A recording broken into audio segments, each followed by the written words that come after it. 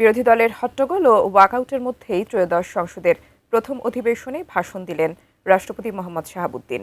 এ সময় তিনি আশা প্রকাশ করে বলেন, দুর্নীতি দমন ও আইনশৃঙ্খলা নিয়ন্ত্রণে সরকার কঠোর পদক্ষেপ নেবে।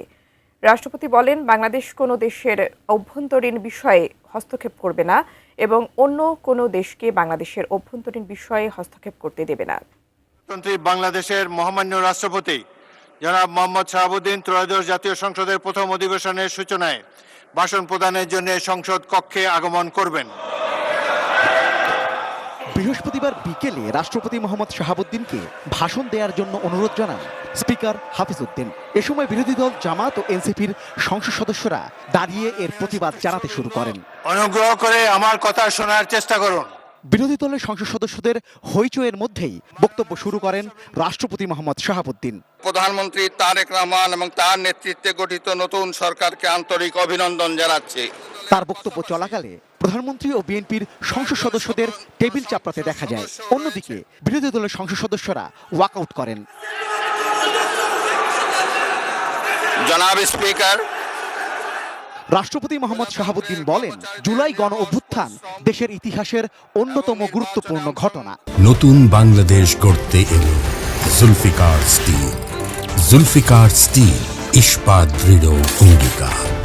2024 সালের গণ অভ্যুত্থানের উদ্দেশ্য ছিল ফ্যাসিবাদের পতন ঘটিয়ে জনগণের সরাসরি ভোটে জনগণের কাছে জবাবদিহিমূলক সরকার গঠনের মাধ্যমে একটি বৈষম্যহীন ন্যায়ভিত্তিক গণতান্ত্রিক রাষ্ট্র এবং সমাজ বিনির্মাণ।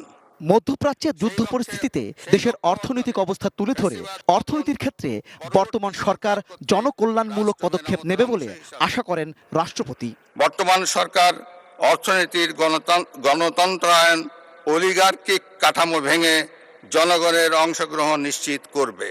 বর্তমান সরকারের নেওয়া বিভিন্ন পদক্ষেপ তুলে ধরে তিনি বলেন, সরকারের এসব পদক্ষেপ বাস্তবায়নে দুর্নীতি দমন ও আইন শৃঙ্খলা নিয়ন্ত্রণে কঠোর পদক্ষেপ নিতে হবে। তবে সরকারের সকল পরিকল্পনা বাস্তবায়নের জন্য প্রয়োজন কঠোর হস্তে দুর্নীতি নিয়ন্ত্রণ এবং আইন শৃঙ্খলা পরিস্থিতির উন্নয়ন। দেশে দুর্নীতি নিয়ন্ত্রণে বিএনপি সরকারের ট্র্যাক রেকর্ড রয়েছে। তৎকালীন আওয়ামী লীগ সরকারের বাংলাদেশকে দুর্নীতিতে চ্যাম্পিয়ন বানিয়ে 2001 সালের জুন মাসে ক্ষমতা থেকে বিদায় নিয়েছিল।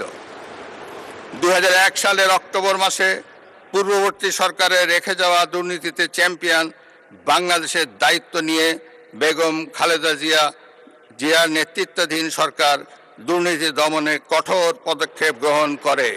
রাষ্ট্রপতি বলেন, ফ্যাসিবাদ মুক্ত বাংলাদেশের পররাষ্ট্রনীতির মূল কথাই হবে সবার আগে বাংলাদেশ, যেখানে দেশের স্বাধীনতা, সার্বভৌমত্ব, জাতীয় স্বার্থ, জাতীয় নিরাপত্তা ও মানুষের কল্যাণকে সবার আগে স্থান দেওয়া হবে।